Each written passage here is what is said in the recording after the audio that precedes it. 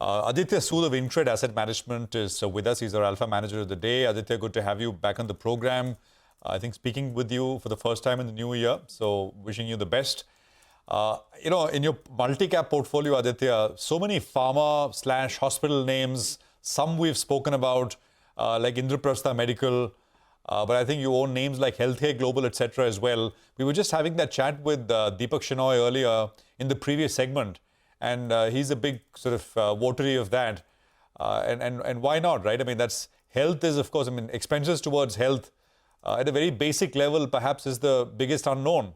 And spending towards that is increasing. So almost as a form of health insurance, some of these hospital stocks and the returns that they might generate. Just your thoughts here, on the healthcare space from a hospital point of view, Aditya. Sure. Very happy New Year to all your viewers and the team at CNBC. I think so broadly, the construct that we are getting into for the broader market is that, the earnings growth is slowing down rapidly. So if you do a top down of, which are the sectors which are going to be fairly resilient in this phase, possibly, pharma is one of them. From a hospital standpoint, I think so one of the things that we like about the sector is that, it is about affordable healthcare globally, from a hospital standpoint. Secondly, it is also about access to healthcare. So when I speak to my relatives or I speak to my friends who are visiting India and who live abroad, the stories that we hear is that, you don't get access to an oncologist for like 45 days in the US possibly. So people want to just fly down and get themselves, checked up. I have spent, 6 years of my life in UK, and we all know, what kind of shambles NHS is in. So essentially, I think so if you go and see today, hospitals, particularly based out of NCR, there are certain hospitals which are having, as high as 25 to 30% of their revenue coming from medical tourism. I think so it is a fast evolving theme. Secondly, obviously, it is a well-known fact that India is much more affordable than, all of the other places. Thirdly, I think so there is a change in psyche generally, post-COVID. And when we speak to, hospitals in general, what we are given to understand is that, you look at the sector pre-COVID and post-COVID, what you have seen, for example, in the case of Max, being an example, 8% margins have moved to 30%, sort of EBITDA margins. The same has happened to, Indraprastha, which we hold, margins were stuck in that 10-12% range for like 8-10 years. And now possibly, margins are trending more towards, 16 to 18%. So that is one element of, margin improvement. Secondly, I think so there is also a lever of marginal occupancy improvement, which is happening now. And we have, more, sort of capital allocation getting better for certain names in the sense that people don't want to get into that capex mode. So there are a lot of acquisition which is happening in the sector. For example, we have seen acquisition by Yatharth. We have seen, JP hospitals getting acquired. And we are also seeing a lot of private equity deals, in this space.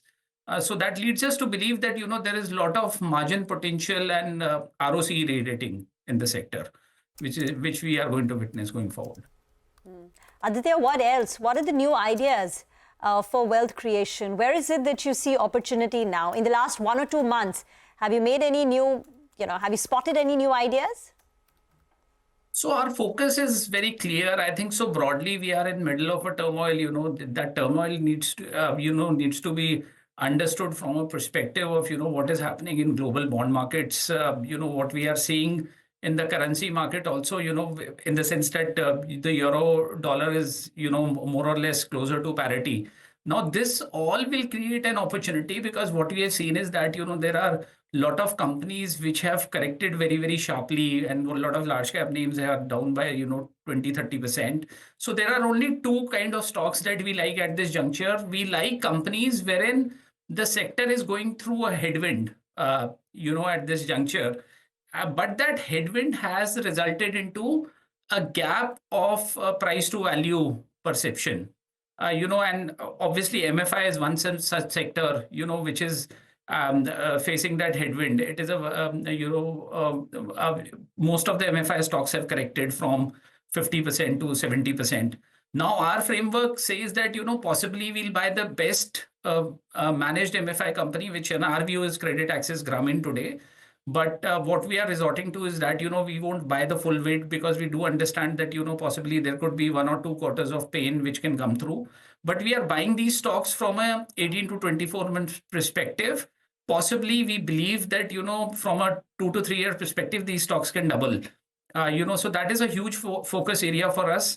Second focus area is to buy companies wherein we have already seen a correction of 30-40% quality stocks in the portfolio, and we would like to add some weights. For example, Tejas is a case in point wherein 1550 stock price has corrected very sharply to 1140. Nothing has changed in the fundamentals. In fact, the fundamentals are now getting strengthened. So our view is that we will stick to the core, and we will buy companies wherein we see opportunity. Or else another opportunity that we are seeing is in special situations. So we have recently added a company known as Religare Enterprises. Obviously, there is an impending open offer, which is there, that this is a corporate change event. And obviously, it is closely linked to the way Care Health is, sort of trading in the unlisted market.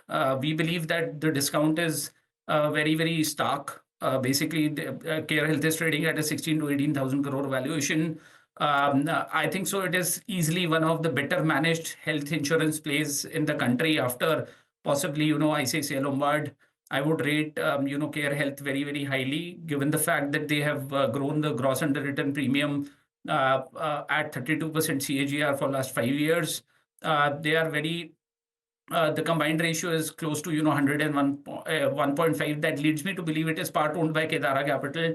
That leads me to believe that there has to be a value unlocking event over a period of time. And obviously, if you do sum of parts of Religare, you will see that there is a broking business, and there is a lot of optionality in the sense that if the management control is with the Dabur family, obviously, you can expect the NBFC over a period of time to get levered over. So we find special opportunities to be a very, very interesting case in point at this juncture. Okay, all right. Hi, Aditya. Good afternoon. Good to see you. Ben, you gave us many stocks actually in 2024, and a lot of them did well. And as you're saying, you're backing yourself still on Tejas Networks. I was going to ask you when it's time to get off the bus, but you believe that it's time to just add on that one. So clearly you have a fair bit of conviction. But let's talk about a couple of larger names then. HDFC Bank, case in point. We briefly discussed that, I think, somewhere in the middle of 2024. What's the view on the stock? The last quarter's operational performance wasn't very, very great. But there were pockets that actually they're correcting themselves. Also, valuation-wise, in comparison to what it trades at, it's not very, very expensive. Similar is the case with the Bajaj Finance twins, FinServ as well as Finance. They have started 2025 in style. Your view on particularly these two names, Finance, FinServ as HDFC? So, essentially, our view on some of these great companies, and, we have focused on a framework wherein we say that, possibly, all the great companies can make zero return for 3-5 years. It is very normal in the stock market. And there are two ways to make money in a stock. Put it very simply, we don't see any further room of price to book, deterioration in possibly a Bajaj or a HDFC Bank today. I would say that, I would back these companies that, possibly if I'm buying HDFC Bank at 2 to 2.2 time price to book, and if I do the sum of the parts, and obviously a lot of value gets also derived from the subsidiaries that they have, especially in the case of Bajaj Finserv as well. So we own Bajaj Finserv, we own HDFC Bank as well. So our view is that there is very limited room to lose money. Now, where can you go wrong? Possibly you can go wrong in terms of the earnings growth that gets delivered. But our extension of the thesis also is that great companies are great because they can bounce back. And when the environment is tough, possibly, we are more focused towards whether they are gaining market share at this juncture. So I think so. Each of these names have got, different challenges. But our view is that, they have, whether they have lost market share in a down cycle, possibly they have not lost market share in a down cycle. Again, on financials, one thing is very, very clear, that it is the ability to manage NPAs across the cycle well, rather than chasing, fast growth. So, more often than not, we keep on hearing that, HDFC possibly as a case in point would have, as I'm given to understand, has, stopped lending too much to the solar companies. So this is a business wherein you need to have an ability to go fast and slow. And this is a business wherein you need to focus on medium term and not short term. So that is how I would like to put it across. We see significant value accretion over a period of time. These are large cap names, so your expectation of return has to be moderated here. I think so 15 to 20% CAGR, possibly over a period of time wherein 5-year return has been zero, should be the right kind of expectation from these names. Thank you very much, Aditya, for joining in, and wish you and everyone at InCred a very happy new year. A quick word on IT and Tata Elxsi, where there was some news. Tata Elxsi, remember, has been one of the big